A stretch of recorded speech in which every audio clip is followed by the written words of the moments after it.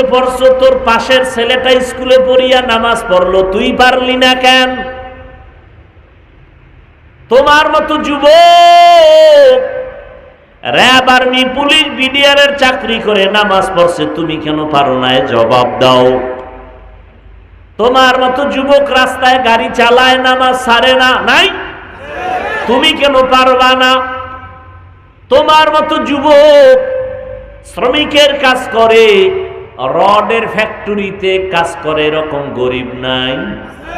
খবর নিয়ে দেখো, রহিম স্টিল মিলের মধ্যে গিয়া দেখো কত গরিব কর্মচারী কাজ করে, কত আগুন আর কত রডের কষ্ট।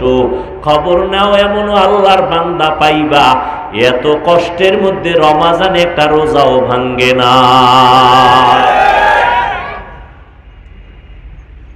আর তোমারে কোন হুজুর ফতুয়া দিছে একটু কষ্ট রিক্সা টিক্সা চালাইলে আর রোজা রাখা লাগে না? হ্যাঁ, এই হুজুরের তো জান্নাতি আর তুমিও জান্নাতি। ইসলামটারে এত পানির মতো মনে করলা, তুমি মনে যেরকম চাই এরকম চালাবা আর বলবে এটা ইসলাম। তাহলে আমার রসুল পেটে পাথর বাঁধছেন কেন? সাহাবায়ে কেরাম না খাইয়া কষ্ট করছেন, একটা কাপড় ছিল, স্বামী আর স্ত্রী মিলে এক কাপড়, একটা কাপড় দিয়া স্বামী আর স্ত্রী চলছে ঘরের মধ্যে, বের হয় নাই।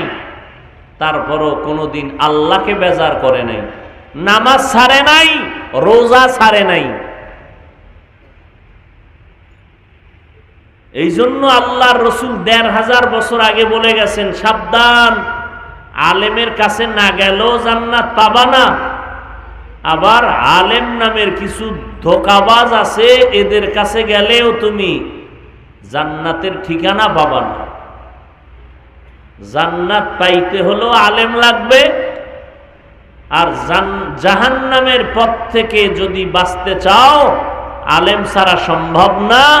তবে সাবধান, আবার কিছু আলেমের কারণেও জাহান্নামে যেতে হবে।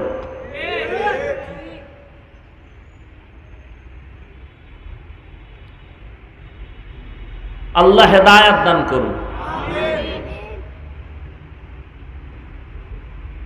আল্লাহ পাকের ভয় তাকওয়া অন্তরে জমা করে গুনাহ থেকে নিজেকে বাঁচাও। আল্লাহর ভয়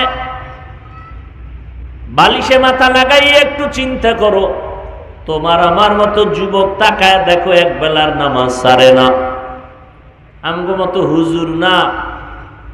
আর আমরা তো একবারও বলি না মাদ্রাসায় আসো, পাগড়ি লাগাও, স্কুল কলেজ বাদ দাও।